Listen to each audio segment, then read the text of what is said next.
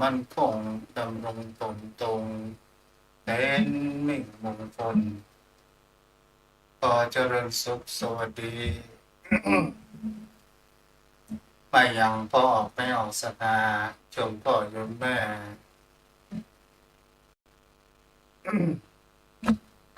ก่อนอื่นนั้นขอนอบน้อมรึกถึงยังโปรดองค์สมเด็จพระสัมมาสัมพุทธเจ้าผู้แสวงหาซึ่งประโยชน์อันยิ่งใหญ่ขอนอบน้อมอย่างพระธรรมคำสอนในศาสนานี้ที่องค์สมเด็จพระสัมมาสัมพุทธเจ้าได้ตรัสแสดงไว้ดีแล้วขอนอบน้อมระลึกถึงอย่างพระสงฆ์สาวกผู้ใหญ่ผู้มีทิฏฐิอันหมดจดและงดงามด้วยเสียงเก้าของข้าพเจ้าและขอถวายความเคารพนอบน้อมไหวสา มายังครูบาอาจารย์พระเถรานุเถระพระภิกษุสงฆ์สามเณรพระสังฆาธิการสงฆ์สมณศักดิ์บัณฑิตนักปราชญ์ท่านผู้มีความรู้ทุกรูปทุกตนทุกองค์ที่กำลังรับฟังธรรมะยามแรงทางสถานีวิทยุเพื่อการศึกษาพระพุทธศาสนาพระวัฒนธรรม4.5 เมกะเฮิรตซ์โดยการส่งลิงก์สัญญาณไปณสถานที่ทางสถานีวิทยุพระพุทธศาสนาแห่งนี้ก็คือวัดฝ่ายหินตำบลสุเทพอำเภอเมืองจังหวัดเชียงใหม่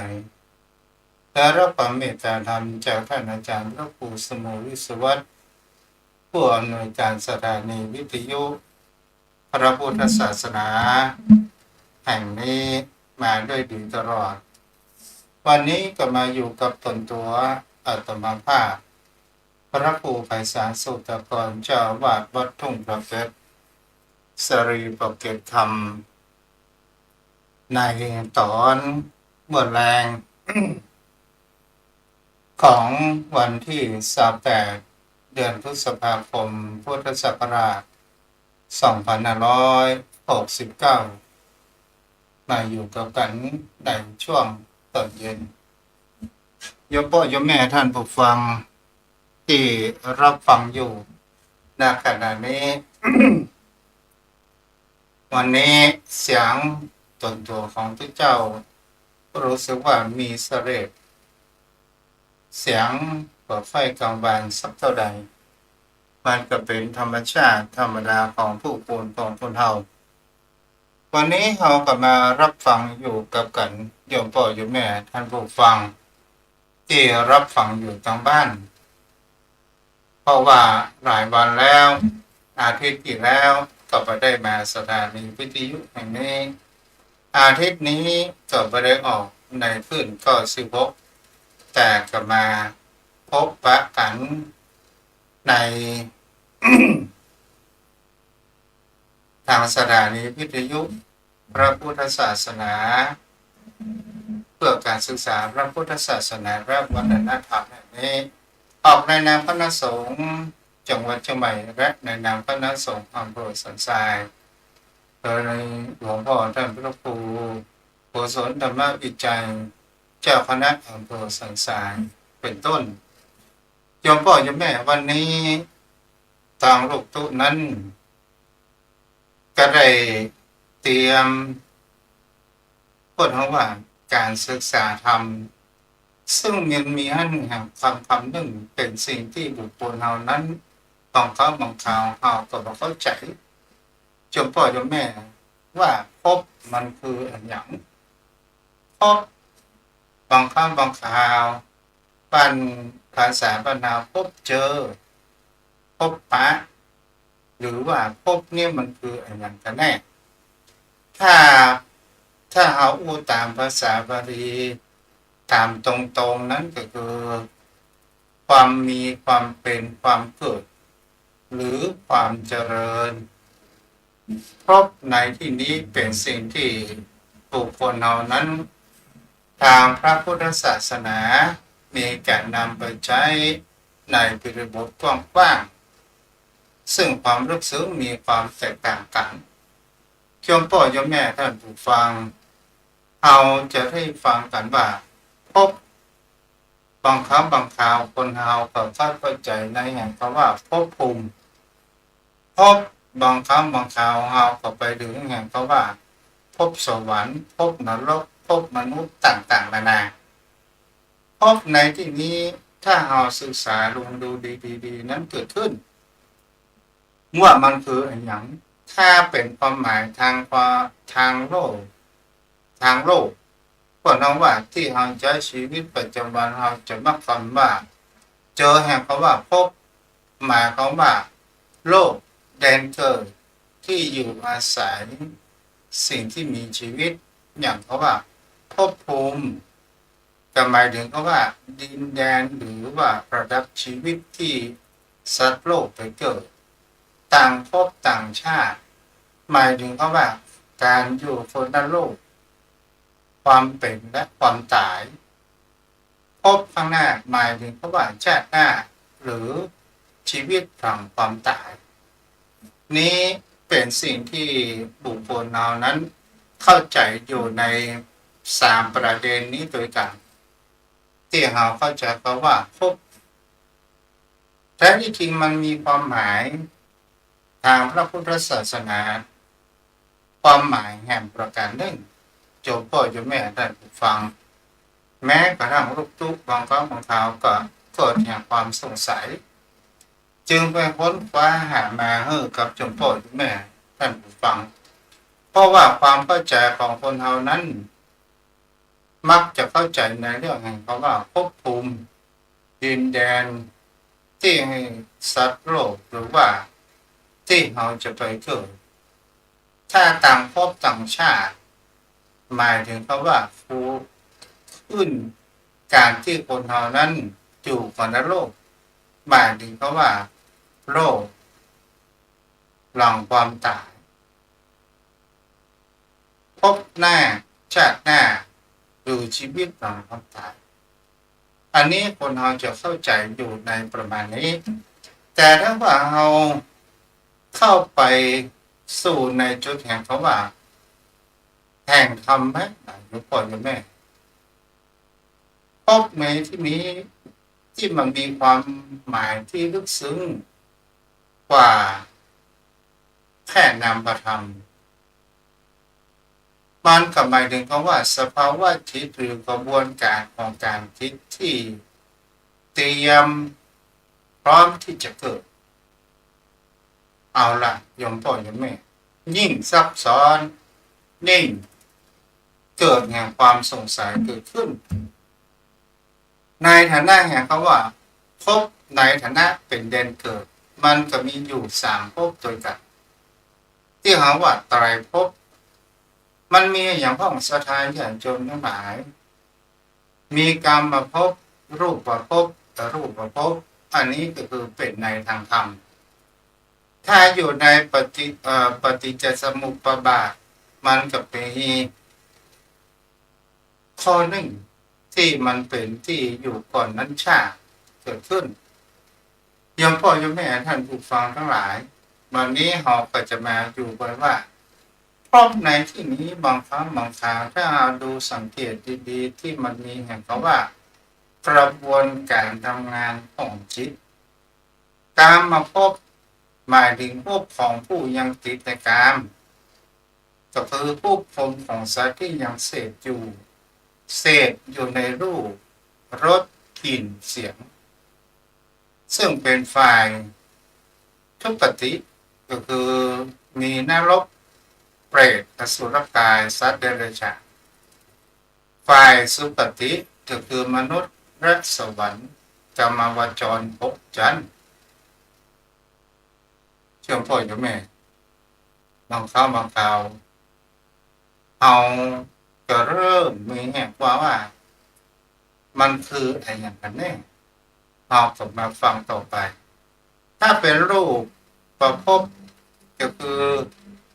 ภพของพรหมที่มีรูปหมายถึงก็ว่าภพภูมิของสวรรค์อันมีพรหมเป็นเบื้องต้นบุคคลที่จะได้ไปสวรรค์ก็คือผู้ปฏิบัติอยู่ในแห่งฌานสมาบัติอันเป็นรูปฌานไปเกิดมีกายอันเป็นทิพย์ที่มีความละเอียดอ่อนเกิดขึ้นต่อมาอารูปภพก็คือภพของพรหมที่มันมีรูปหมายถึงคำว่าภพภูมิชั้นสูงสุดของพรหมที่มันมีรูปร่างแต่มีจิตหรือนามธรรมอันประณีตเกิดจากผู้ที่ได้รูปฌานนั้นเกิดขึ้นยมพ่อยมแม่ท่านฟัง เป็นสิ่งที่บุคคลเหล่านั้นที่เราจะควรเข้าใจในคำว่ามันมีแห่งคำว่าพบที่มันเกิดในปัจจุบันในสิ่งที่เป็นกระบวนการแห่งความคิดในชีวิตประจำวันของบุคคลเราพบในที่นี้มันเกิดขึ้นในจิตใจของคนเรานั้นอยู่ตลอดเวลาในชีวิตประจำวันจงพ่ออยู่แม่เอาลองมาดูสังเกตและพิจารณาว่ามันปีในชีวิตประจำวันของคนเรานั้นอย่างใดก็คือกระบวนการเมื่อเรามีความอยากที่เขาเรียกว่าตัณหาเมื่อเรามีตัณหามีความอยากแล้วอยากจะได้สิ่งนั้นเขาก็เกิดแห่งความยึดมั่นหรือมันก็เป็นอย่างเขาว่าภาษาธรรมเขาเรียกว่าอุปทานจิตจะสร้างภพหมายถึงเขาว่าสภาวะจิตจินตนาการคาดหวังหรือเตรียมตัวเป็นสิ่งนั้นแล้วจึงเกิดแห่งเขาว่าชาติตัวชาติในนี้ก็คือความรู้สึกว่ามีตัวกูของกูเกิดขึ้นจริงยกตัวอย่างยกพ่อยกแม่ท่านผู้ฟังทั้งหลายเพิ่มหันค่าอย่างเช่นถ้าเราอยากจะได้รถคันใหม่อยากจะได้รถใหม่สมมติว่าเรามีสตางค์ประมาณสัก100,000เรามีใจที่อยากจะได้รถใหม่เพื่อที่จะไปมาหาสู่กันในการเดินทางแต่รถนั้นมันราคาอยู่ประมาณ7 ล้านแต่เรามีตังค์100,000เราก็มีจิตใจอยากจะได้รถในสภาพที่มันดีและมีความใฝ่ฝันว่าเราอยากจะได้รถไฟฟ้าเพราะว่ามันมีการประหยัดน้ำมันถึงมันมีราคาเป็นหลักล้านแต่เรามีเงินแค่200,000-300,000แล้วเราก็หาวิธียมพ่อยมแม่ตอนนี้เนี่ยมันเริ่มมีแห่งเขาว่าความคาดหวังมีจินตนาการอยากจะได้รถไฟฟ้ารถยนต์จึงเกิดแห่งเขาว่ามีความคิดจินตนาการในสมองหรือว่าในจิตของคนเราแล้วจะได้ลงมือไปถามอย่างเขาว่ารถไฟฟ้าที่มันมีราคาย่อมเยาที่เราสามารถจะเอาใช้ในการสัญจรไปทำการทำงานมันจะมีราคาต่ำกว่าล้านนั้นมีมากขนาดไหนเมื่อเราไปดูแล้วสถานญาติโยมทั้งหลายมองเอิญรถไฟฟ้าที่มียี่ห้อดีและถูกโฉลกแต่มันมีราคาอยู่900,000เอาก็ได้หันแล้วแต่ตังเอานั้นมีอยู่เพียงแค่200,000แต่ได้ไปถามทางเจ้าหน้าที่ผู้บริการเปิ่นก็บอกว่ามีเงิน300,000สามารถที่จะเอาไปดาวน์รถนั้นออกมาขับขี่นั้นได้เงินเขาก็ขาด100,000สถานญาติโยมทั้งหลายทีนี้นี่เราจะเห็นได้ว่า เมื่อความอยากได้ความต้องการของเฮานี้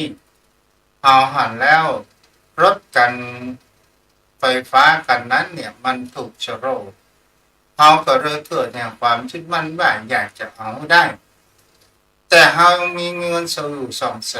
200,000ทีนี้เฮาก็มีสร้อยคอนักสัก5 บาทเนาะศรัทธาญาติโยมทั้งหลาย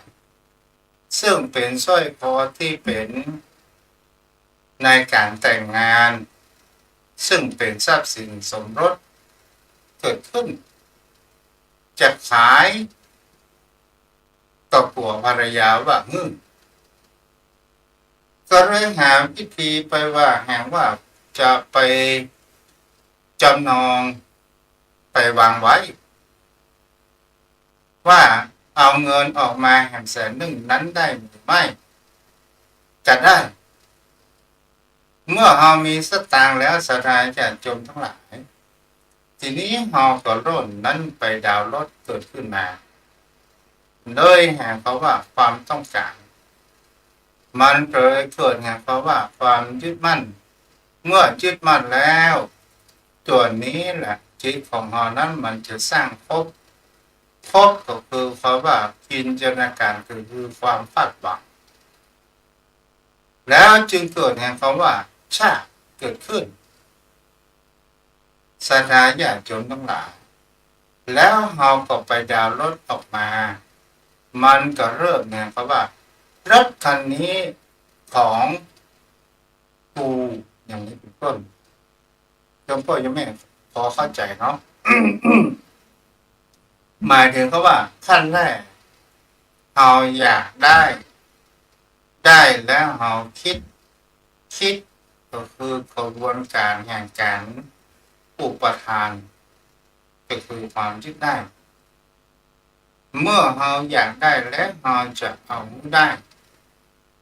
ตัวนี้และมันเกิดของเขาว่าภพเมื่อเราจินตนาการแล้วว่ารถนี้ขับแล้วมันสบายดีมีแอร์เย็นๆต่างๆนานาตัวนี้เรียกว่าภพแล้วเมื่อเราได้มาเราก็เริ่มยึดว่านี่เป็นรถของเรารถของกูเพราะมันเป็นชื่อของกูนี่แหละได้มาแล้วก็เริ่มมีแห่งเขาว่ายึดมั่นถือมั่นในเป็นแห่งเขาว่าตัวกูเพราะว่ารถถ้าเราอู้ถึงว่าชาติก็คือการที่ได้มาแล้วก็คือการเกิดนั่นเองโยมพ่อโยมแม่คงจะได้รับฟังพอเข้าใจพอหายพอดีเนาะก็คือสรุปนักอู้ในเรื่องแห่งเขาว่าพบจึงเป็นได้ทั้งสถานที่ของโลกที่สัตว์ไปเกิดแตกต่ำและสภาวะใจโลกที่จิตใจเราสร้างเองในปัจจุบันและความยึดมั่นถือมั่นเอาละโยมพ่อโยมแม่อันนี้ก็คือมีความเข้าใจแต่แห่งคำว่ากรรมภพรูปภพหลักหมายถึงเขาว่าการที่บุคคลเขาเนี่ยข้อแรกเนี่ยมันที่เขาอยากได้รถที่ว่ามันเกิดภพเกิดแห่งความยึดมั่นเกิดชาติตัวนี้แหละกรรมภพต่อมาสถานญาติโยมทั้งหลายรูปภพหมายถึงเขาว่าภพภูมิของสวรรค์ชั้นพรหมคุณสมบัติใต้ฌานหมายถึงเขาว่าบุคคลเฮานั่นแหละโยมพ่อโยมแม่ถ้าเฮาลองควบคุมจิตใจประพฤติปฏิบัติจิตใจของเฮานั้นเมื่อมีสติเมื่อจิตของเฮานี่มีความละเอียดจิตใจของคนเฮานั้นมันก็จะมีแต่ความคิดหรือว่าสิ่งที่ดีๆนั้นเป็นพลังบวกนั้นเข้ามาในจิตใจของเรานั้นอยู่สม่ำเสมอเกิดขึ้นหมายถึงว่าเรามีความซาบซึ้งใจมีความละเอียดอ่อนเกิดขึ้นมีความปิติ เกิดขึ้นต่อมาศรัทธาญาติโยมทั้งหลายอารูปประพบมันก็เป็นสิ่งที่บุคคลเฮานั้นถ้าเฮาประพฤติปฏิบัติธรรมไปจนถึงแห่งเขาว่าจิตใจของเฮานั้นมีความแข็งแกร่งมีแห่งความว่าความภาคเพียรมีจิตใจเฮานั้นมีสติอยู่สม่ำเสมอนั่นก็หมายถึงเพราะว่าเฮาจะบรรลุไปโดยลมหมายถึงเพราะว่ารูปเฮาหันก็สักว่าหันรูปเฮาได้ยินเสียงเฮาก็สักว่าได้ยินเสียงเฮาได้กลิ่นก็สักว่าได้กลิ่นริมรสก็สักว่าริมรสเกิดขึ้นสัมผัสก็เช่นเดียวกันแต่เฮาบ่ได้ไปปรุงแต่งจิตใจของเฮานั้นเกิดจะเกิดแห่งความมั่นคง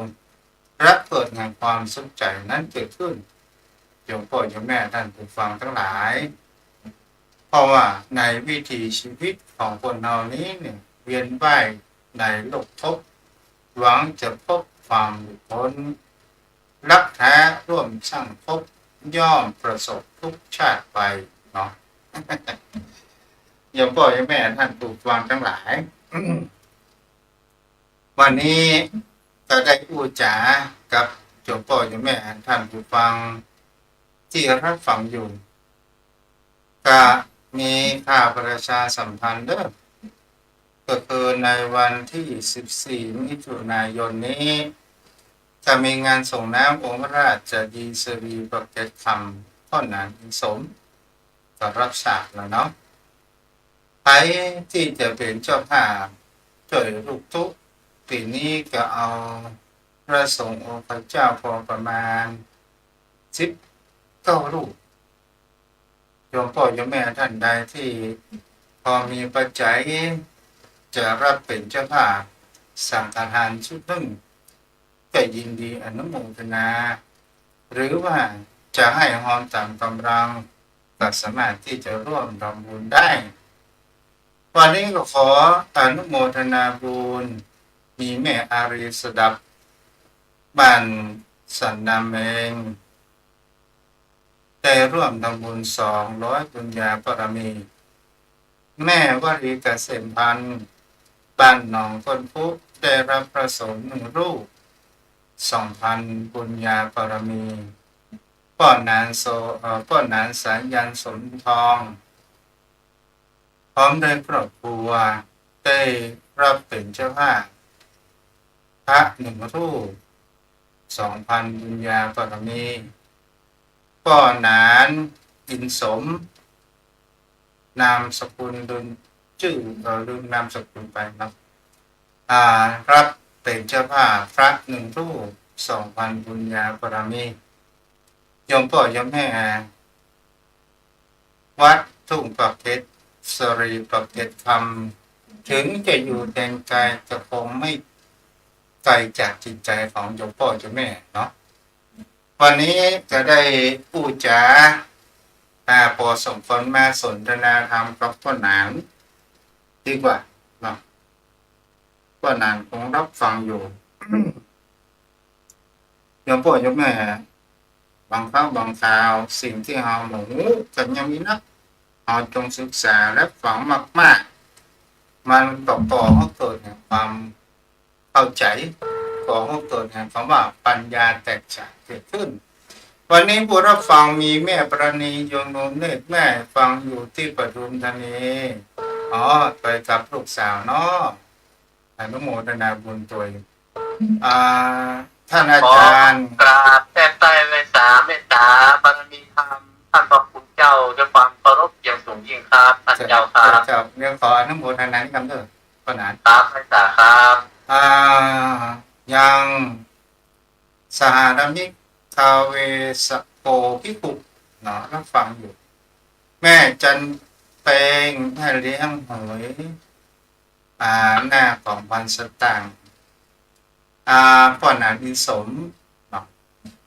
ก็เอารับพ่อหนานไหว้สาครับวันนี้มาอู้เรื่องภพเดี๋ยวพ่อหนานไหว้สาครับท่านพระคุณเจ้าบางครั้งบางคราวคนเราเข้าใจกันว่าภพภูมิ เอาคนเอาส่วนใหญ่เขาจ่ายไปในสิ่งที่มันแตะต้องไม่ได้แม่พบนี่มันเป็นนามธรรมเนาะปัญหาเนาะใช่เป็นเช่นนั้นครับคือความอยากมีอยากเป็นอยากเกิดนั้นมันเป็นต้นเหตุของการที่ทำให้มีภพต้องเกิดมาไว้จากท่านพระพุทธเจ้าครับจ้ะแล้วคนเอานั้นบางครั้งบางคราวเอาจะคำว่าพบไปแห่งเขาว่าพบภูมิพบสวรรค์พบนรกพบมนุษย์แล้วสิ่งเหล่านี้มันก็ถูกแต่ถ้าว่าเราที่เราใช้ในชีวิตปัจจุบันกันพบมันก็คือสภาวะของจิตใจของบุคคลเราที่มีกระบวนการแห่งเขาว่าปรุงแต่งเกิดขึ้นไม่กับปัญหาใช่ครับท่านพระพุทธเจ้าความอยากมีอยากเป็นมันเป็นภพของเรา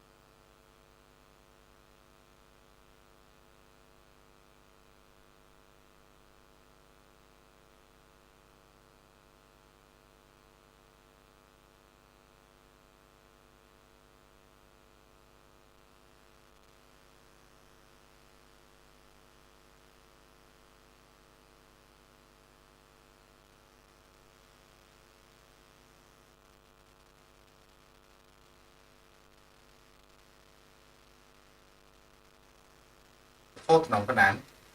ครับใช่ครับท่านพระพุทธเจ้าคือความปรุงแต่งนรกอยู่ในจินตนาการของเราสวรรค์ก็อยู่จินตนาการของเราไม่กับปัญหาใช่ครับถ้าเอาแบบเศร้าหมองก็คือสว่างเกิดขึ้นในใจเราถ้าเอาเศร้าหมองเขาเป็นทุกข์อันนั้นก็คือนรกในใจของเราที่เราเทียบได้ในโลกที่เราอยู่ปัจจุบันนี้นะครับท่านเจ้าครับจ้ะแล้วแห่งเขาว่าแห่งเขาว่ารูปประพบรูปประพบในที่นี้ก็หมายถึงเพราะว่าถ้าเราประพฤติปฏิบัติธรรมในแห่งเขาว่ากรรมฐานเบื้องต้นสักกามีอื่นแก่คณิกะสมาธิมันก็มีแห่งเขาว่าจิตใจของคนเรานั้นมีความละเอียดอ่อนมีความสุขุมนุ่มลึกเกิดแห่งเขาว่าปีติและประโมทของปัญหาครับมันเป็นปิติปราโมทย์ในชั่วขณะครับเป็นคณิกะสมาธิครับคณิกะสมาธินี้มันเกิดขึ้นได้ชั่วผู้ชั่วคราวแต่มันเกิดขึ้นได้ตลอดเกิดขึ้นได้ง่ายเช่นกันถ้าเรามีสมาธิตั้งมั่นมันก็เกิดขึ้นมันก็เป็นเช่นนั้นของมันครับท่านพระพุทธเจ้าและอรูปประพบหมายถึงว่าจิตใจมั่นคงบรรลุไปจากกิเลสนี่เมื่อของปัญหาครับคือมันเป็นนามธรรมที่มันแบบสามารถจับต้องได้แต่มันสัมผัสได้ตรงที่ว่าเรามีจิตใจมั่นคงหนักแน่นที่เราปะใจเราเนี่ยตกต่ำไปในทางที่ชั่วไปในทางที่มันมัวหมองมันก็เป็นนามธรรมมันก็ดุจเหมือนที่ท่านเจ้าได้อธิบายว่ามันเป็นอรูปประพรมเพราะว่ามันแบบสามารถจะมองหาได้แต่พอจะรู้ได้ด้วยจิตสำนึกโดยเพราะมันเป็นนามธรรมครับมันไม่ได้เป็นรูปธรรมครับท่านเจ้าจ้ะแล้วปัญหานี้อย่างเสริมบ้างก็อย่างที่ท่านเจ้าว่า31ภพภูมินะคือมันก็อยู่ที่การปฏิบัติของเราว่าเราจะถึงหรือเราจะไปได้ไม่ได้นะครับมันมีสถานภาพเท่าเทียมกันหมดทุกคน ถ้าเราต้องประหยัดจะมาเวียนว่ายตายเกิดเราก็พูดถึงภพภูมิที่จะมีไปหน้าเนี่ยเราก็สามารถทำได้ตามที่เราจะไป31ภพภูมิแต่ว่าในปัจจุบันนี้ที่เราจะคือมันถึงสวรรค์ในโลกปัจจุบันนี้นะครับมันก็มีแนวทางปฏิบัติธรรมที่เกิดความสุขเหมือนธรรมของเทวดานะครับที่เรียกโอตตปปะนะเพราะจริงมันแบบต้องถึงขั้นเป็นเทวดาโดยสมมุติก็ได้สมมุติโดยตัวตนก็ได้มันเป็นเทวดาโดยสมมุติขึ้นมาก็ได้อย่างผู้ที่มีฮิริมีโอตตปปะมันก็เป็นเทวดาได้แล้วก็มันก็มีความสุขที่เกิดขึ้นในใจมันประดุจดังสวรรค์นะครับท่านเจ้าครับเพราะว่า ในวงจรที่พระองค์พ้นพระรัตสรู้เป็นพระสัมมาสัมพุทธญาณที่พบเจอทางเขาว่าปฏิจจสมุปบาทวงจรเหตุปัจจัยในใช่ครับ12ประการนะครับเป็นนั่นเป็นด้วยธรรมชาติพระไวยสาคัตพระพุทธเจ้ามันเป็นมีอยู่แล้วมันเป็นวงจรเนี่ยที่เขาเรียกว่าวัฏฏะสงสารผมว่านะใช่ครับมันเวียนว่ายตายเกิดอยู่แต่มันต้องตัดวงจรออกมันถึงจะบ่คือเวียนว่ายตายเกิดเพราะว่าถ้าเราตัดตัวใดตัวหนึ่งออกถ้าตัดตัณหามันก็เหมือนกันจุดเทียน12เล่มถ้ามันดับไปแล้วเทียนเล่มอื่นมันก็ไม่สามารถจะจุดต่อไปได้ถ้าเราดับตัณหาตัดราคะไปวงจรมัน12อย่างปฏิจจสมุปบาทนะคืออินทปัจจยตามันก็ถูกตัดเป็นโดยปริยายมันก็เวียนว่ายตายเกิดมาได้คำว่าสักการะพระพุทธเจ้าเอาละก็นั้นมันมี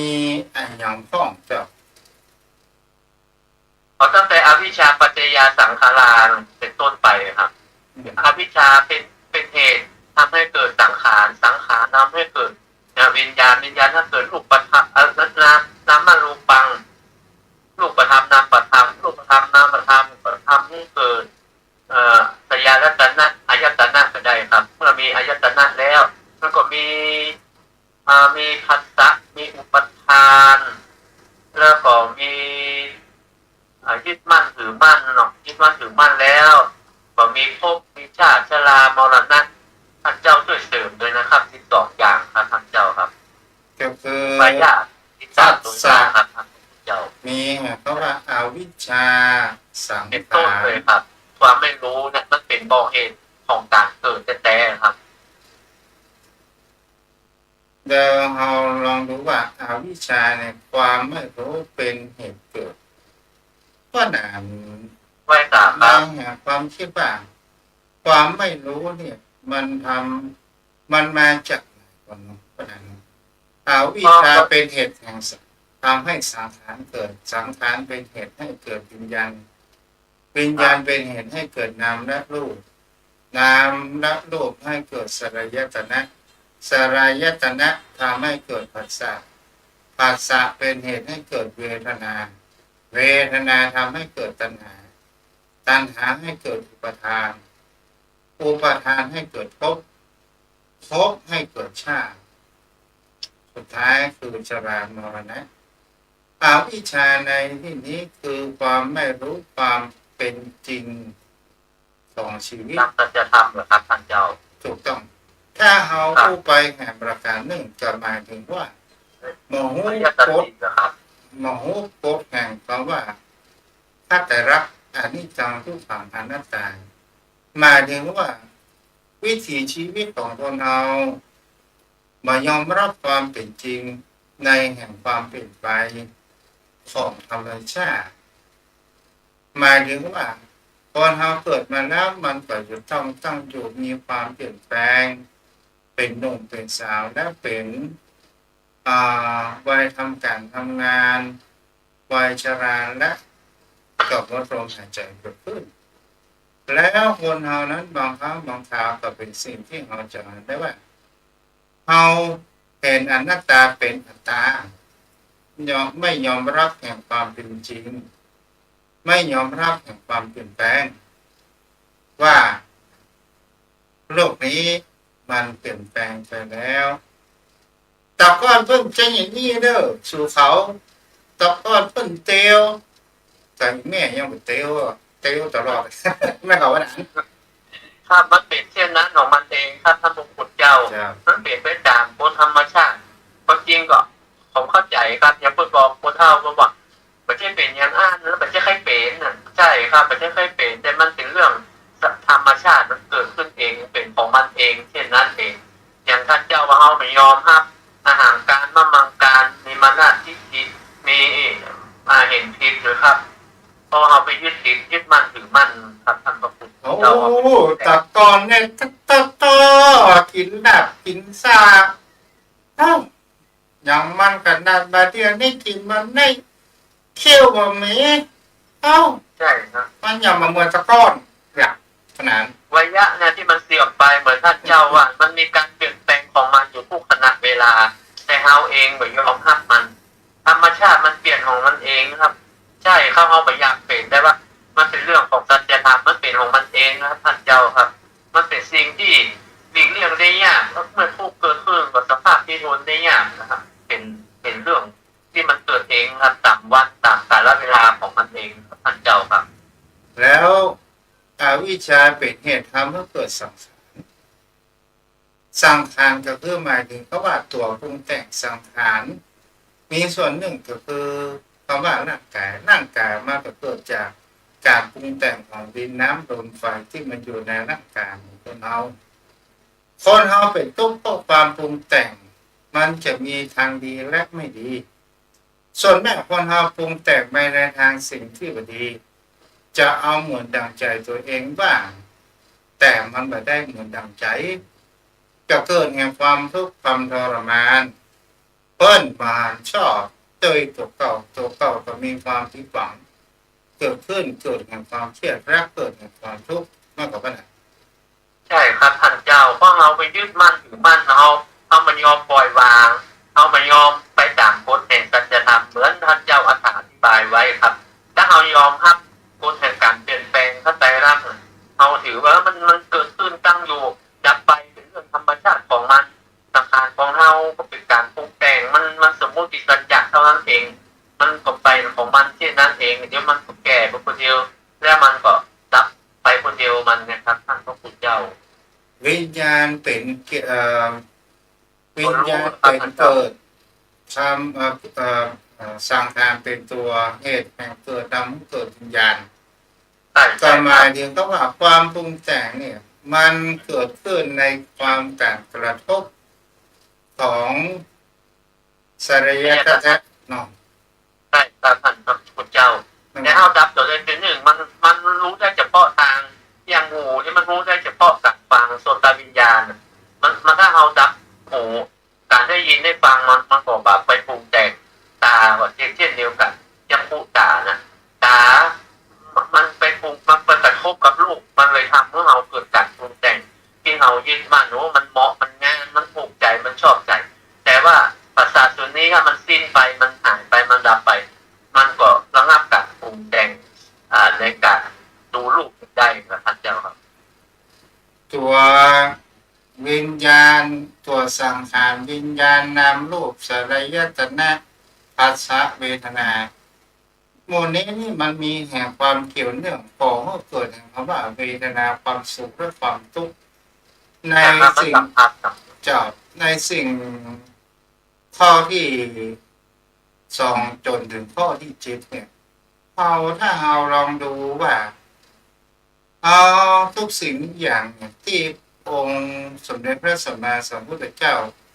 วางไว้เราต่ออ่านแล้วว่ามันเป็นอย่างนี้แล้วเราวางมันลงได้มันก็จะทำเราทุกข์มากหมายถึงเพราะว่าอย่างเขาว่าวิญญาณหมายถึงอะไรอย่างก็คือตัวรู้ก็คืออะไรอย่างสิ่งที่มันเป็นนามและรูปที่มันมากระทบตาเสียงกระทบหูกลิ่นกระทบจมูกรสกระทบลิ้นกายกระทบแห่งความสัมผัสกันบ้างนี่แหละขนาดตัววิญญาณเนี่ยบางคนเอานั้นไปเข้าใจแห่งเขาว่า อ๋อมันต้องเป็นตัวแทนคำว่าวิญญาณที่เข้าไปจุติอยู่ในคันเนาะก็นั้น อ๋อวิญญาณตัวนี้คือเป็นตัวรู้เหมือนท่านเจ้าอธิบายไว้นะครับเป็นตัวที่รู้ว่ามันไปเชื่อมกับสัญญาความจำได้หมายรู้คือประสงค์วิญญาณมันกระทบด้วยอายตนะแล้วมันตัวรู้นี่เกิดขึ้นว่าสิ่งนี้คือสิ่งนี้และสัญญาความจำได้หมายรู้ก็รู้ได้ว่าอ๋อนี่มันคือสิ่งที่การกำหนดเรียกร้องขึ้นมาว่ามันคือภาชนะอันอย่างวัตถุอันอย่างเนี่ยครับด้วยวิญญาณบอกในที่นี้เพื่อนก็บอกว่าเพื่อนเขียนวงจรไว้สังเกตก็คือถ้าวิญญาณที่นี้เขาว่าเป็นวิญญาณจุติแล้วก็นั้นแล้วก็นี้ อ๋อการจุติหรือครับท่านเจ้าจะจิตที่ไปจุติในภพใหม่ตามแรงกรรมแล้วนามรูปตัวเนี้ยเป็นสิ่งที่คนเราบางครั้งเขาก็บอกเข้าใจในการวงจรก็หนังก็มูบอกว่าก็จิตนี่ท่านพระคุณเจ้าเดี๋ยวก็หนังพระเจ้าเดี๋ยวเราจะไปค้นความแห่งกรรมครับตัวเกิดและเราจะไปดับตัวไหนก่อนรับที่ตัณหาความอยากก่อนครับตัณหาถ้าจะดับที่อวิชชามันจะยากไปดับที่ตัณหาความอยากก่อนแล้วหมดนั้นมันก็จะดับไปคนเดียวมันจะไปตัดวงจรตัวอื่นเหมือนจุดเตียนครับท่านพระคุณเจ้าถ้าเตียนเล่มตัณหามันดับความอยากดับแล้วเล่มอื่นมันจุดต่อได้มันก็ดับไปโดยปริยายของมันท่านเจ้าแต่ใช่ครับมันเกิดนี่เพราะความไม่รู้โดยอวิชชาครอบงำไม่รู้ในยัสสีไม่รู้ในเหตุของปัจจัยลักไม่รู้เหตุของการเกิดอันนี้มันเป็นต้นมันใช่แต่ถ้าคือดับนี่ดับตัณหาความอยากที่จะทำเพื่ออยากมีอยากเป็นภาวะตัณหาวิภาวะตัณหาภาวะตัณหาแสดงว่าดับเวทนาก็ได้เวทนาที่มันถ้าตัณหาอย่างมันดับแล้วเวทนามันก็บอกเกิดขึ้นแล้วครับท่านเจ้าเวทนานี่มันเป็นความรู้สึกความรู้ที่มันมีผัสสะมันอุปทานที่มันถือมันไปผัสสะมันไปจับไปต้องไปเห็นก่อนแล้วมันก็ไปส่งเวทนายึดแล้วก็ไปส่งการยึดมั่นถือมั่นต่อไปเป็นทอดถ้ามันหมดความอยากแล้วตั้งผมเคยได้ยินบาจากว่าอย่างนั้นครับว่าถ้ามันดับตัณหาได้ทุกอย่างมันก็จะดับไปแต่ใช่ต้นของมันคือความไม่รู้แล้วมันปลุกอยู่มันตรงข้ามกับตัวครับเพราะว่าวิชาน้องผนังใช่ครับมันตรงข้ามกันครับ แต่ว่าไอ้วงจรทั้ง12อย่างที่เป็นธรรมนิยามนะครับมันเป็นระบบของเวียนว่ายแต่เกิดของวัฏฏะสงสารมันเป็นพุทธธรรมของมันอยู่แล้วครับแต่ว่าเขาต้องดับก่อนหมายว่าเขาไม่ยากเกิดมันบ่ได้มันจะต้องเกิดเอาเพราะว่าเขาบ่ได้ดับต้นเหตุของมันแต่เขารู้ว่ามันเป็นทุกข์เกิดแล้วมันลำบากเพราะว่ามันต้องเวียนว่าแต่เกิดใช่เขาไม่อยากจะพบแต่เขาบ่ได้ดับมันเพียงแต่มีความอยากก็ได้แต่ไม่ได้ดับจริงครับท่านจำเชื้อมันมีครับมันมีเชื้อมันมีชาคือเม็ดพืชและมันมีนาที่อุดมสมบูรณ์เป็นยางที่ทำให้เกิดผลคือพวกอะไรขนาดนั้นใช่ครับไม่เป็นพวกของมันเนี่ยมันทำให้เกิดเนี่ยมันมีกรรมเนี่ยเป็นเนื้อนาแล้วก็มีกรรมตัดความเป็นเนื้อนามีตัณหาความอยากเป็นยางเหนียวของมันมันจะทำให้เราต้องติดมาเกิดแหนแต่จะเกิดที่ดีหรือไม่ดีมันก็อยู่ที่กรรมของเราจัดเนี่ยที่กระทำไว้สาธารณเจ้าถ้ามันทำกรรมนี้ก็ได้ไปเกิดที่ดีตามกรรมที่ได้กระทำไว้เป็นตัวกรรมมันมีอยู่ที่มันตรงข้ามกันเนี่ยภพกับชาตินั้นเจ้าพระอธิบายชัดเจนแล้วครับถ้าไม่อยากจะมาเกิด ถ้าไม่อยากจะตายไม่ต้องมาเกิดใช่ก็ตัวถูกกับพระท่านเจ้าเออถ้าไม่ก็คือพระอรหันต์นี่เพิ่งกลัวการเกิดอ่ะแต่คนธรรมดานี่กลัวการตายเพราะพระอรหันต์เนี่ยว่ามันที่มันเป็นสาเหตุของความทุกข์เนี่ยมันเพราะว่ามันเกิดมามันถึงมีทุกข์แล้วเพิ่นกลัวจะเกิดมาเพิ่นกลัวจะได้มาทุกข์แต่เฮานี่กลัวจะตายกลัวตายพูดง่ายๆว่าท่านเจ้าในที่นี้ก่อนเขียนว่าการจะดับวงจรก็คือดับตั้งแต่อวิชชาอวิชชาเนี่ยคนเราเกิดมาเนี่ยแม่นมันจะหมูอย่างสักอย่างแต่พอมารู้ทีหลังก็คือการศึกษาการที่เรามีประสบการณ์ในการประพฤติปฏิบัติเพื่อเราจะเอาจากวงจรนี้นะใช่ครับท่านพระคุณเจ้าครูบาอาจารย์ได้อธิบายว่าภพกับชาตินะภพนี่หมายถึงความรู้ในสมมติว่าเขาจบปริญญาตรีภพนี่หมายถึงความรู้ในปริญญาตรีชาติหมายถึงปริญญาตรีปริญญาตรีคือเหมือนเขาเรียนหนังสือเขาอยู่ม.1เนี่ยม.1นี่คือชาติแต่ที่เราเรียนอยู่นั้นม.1นั้นคือภพของเราเรียนอยู่ชั้นม.1แต่ระดับชั้นม.1คือชาติมันเปรียบเทียบใกล้เคียงกันนะท่านเจ้าถ้าเอาอู้ไปแล้ว สิ่งที่พระพุทธองค์ตรัสให้กันมานี่เพราะว่านี่คือวงจรวิถีชีวิตของคนเราที่ไม่มีความรู้หรือว่าไม่มีวิชาหรือว่าความรู้มันจะเกิดในวงจรสิ่งเหล่านี้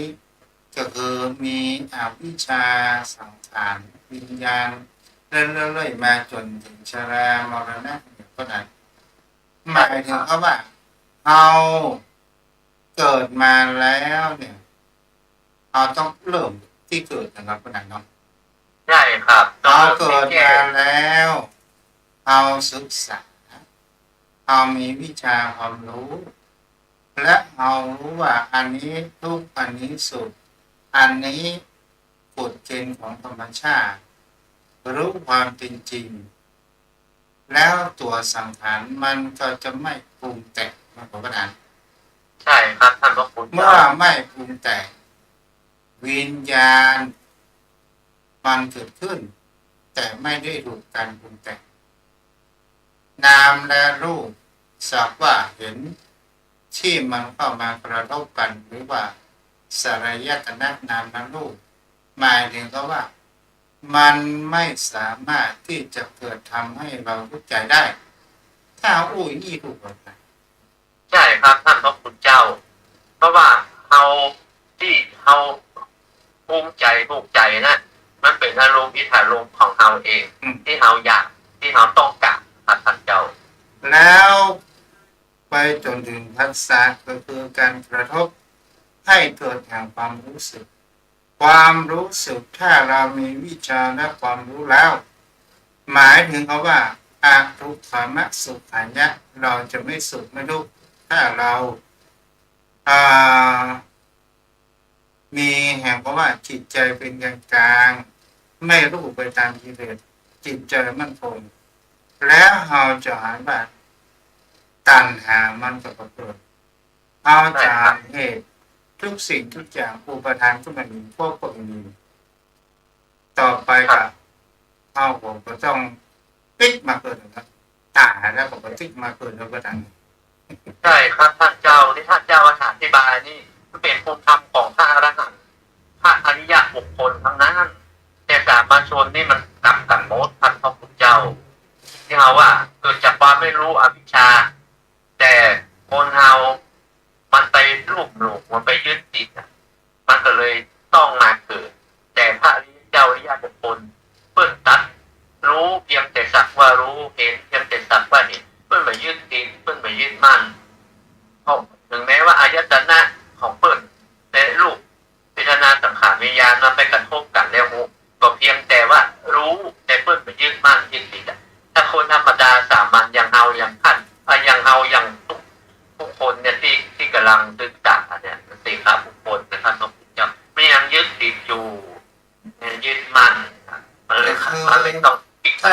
ถ้าคนเรามีวิชาความรู้รู้ความเป็นจริงแห่งธรรมชาติเนี่ย ไม่ เขา ทราบ ก็ ครับ หรือว่าเขากับจัดเอาวิชาไปได้ละ ใช่ครับเขาก็มาเอาหูเท่าหูทานหูกันหูแก่ว่าเป็นธรรมชาติเขาก็ใกล้นะท่านเจ้า และเขาก็จะประตุกในแก่เรื่องแห่งคำว่าปรุงแต่งเขาจะมามีเขาว่า โอ้ยแต่ก็มันยังแบบมีโรคภัยไข้เจ็บอย่างที่มันก็ไปได้ปรุงแต่งแล้วมันก็มันอัน ถ้ามันก็จะปรุงแต่งท่านพระพุทธเจ้า เนี่ยที่เขาถ้าเขายอมห้ามเขายอมห้ามเขาก็ปรุงแต่งเขาก็ปลงก็วางเขาก็ปล่อยวาง มันก็สบายใจนะครับ มันเป็นเรื่องของธรรมชาติทั้งนั้น เอาวันพวกมาอู้กันคำพวกนั้น ครับกับไว้สายท่านเจ้าด้วยความเคารพครับสนทนาธรรมกับท่านเจ้ามันม้วนอกมันใหญ่มันไปได้ตลอด ถ้าอู้กับคนบ้านมันเดียวกันเมื่อบอกเคยชอบเรื่องการตายกันอย่างนี้มันเพื่อว่ามันโหดหูแต่เอามันมาสายนี้ก็เลยอู้กับสนทนากับท่านเจ้านะท่านจะได้ทำทุกขั้นนะครับขอเป็นแนวทางในการศึกษานะครับได้ปฏิบัติต้องขอโทษในเรื่องที่ได้เปิดโอกาสคือท่านญาติธรรมได้สนทนาห่วงกับท่านเจ้านะครับขอกราบขอบพระคุณครับสวัสดีทุกท่านทุกคนครับ เพราะนั้น อาภัยสาครับท่านพระคุณเจ้า เพราะนั้นมันพวกเตรียมรับปฏิจจสมุปบาทมาเพื่อตัวเดิมรับถึงกันรับ สองอย่างนี่แหละท่านเจ้า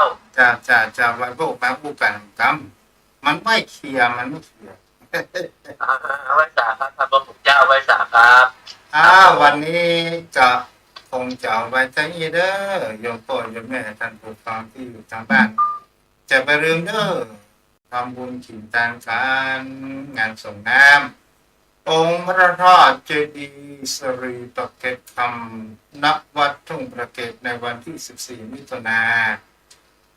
อย่างเจ้าภาพมีอยู่สามคนตายอยู่เด้อโยมพ่อโยมแม่ได้3ถูกตุ้น เอาละสุดท้ายนี้ขอให้โยมพ่อโยมแม่จงมีปรัญญารู้แห่งธรรมขององค์สมเด็จพระสัมมาสัมพุทธเจ้าจูดีมีสุขมันกันจุบุจุพนเนออายุปโนสุขังพระลัง แก่เทวดาทั้งหลายทั้งปวง